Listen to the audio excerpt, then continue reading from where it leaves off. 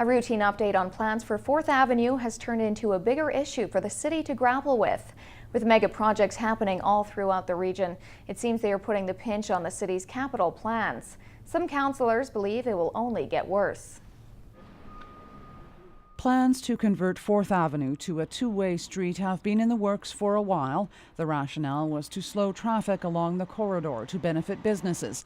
Originally, the city pegged the bill for the work around $440,000, but the single bid that came in did so at a cost of $940,000. The RFP that went out came back at that number of around $900,000.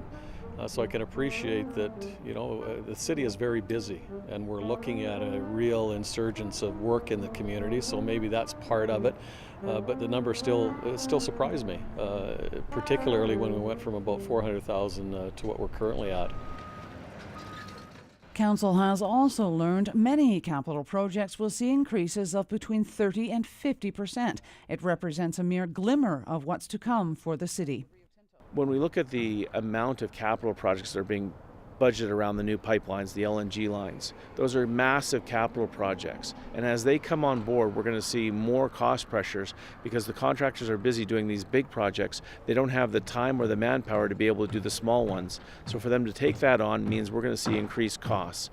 Council questioned whether any of the project could be done in-house, but learned city staff are already maxed, and that too could become more challenging. The challenge is that we can only do so much of our own projects ourselves.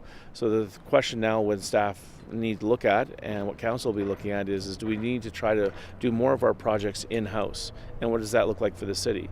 The capital budget was signed off by council recently. It contains 60 projects that have been funded for this year, while another 70 have fallen into the unfunded category.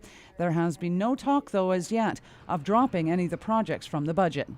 Our city staff, as you say, are tapped with an unbelievable amount of work. So as we go out for requests for proposals on various projects, who knows? We could really see an increase in what we first anticipated as being a project cost. So I think it's all around the assessment piece and what can we do to ensure that the original assessment on a capital project is bang on. Staff says it will be conducting a review of the capital projects for 2014. Cheryl Jan, CKPG News.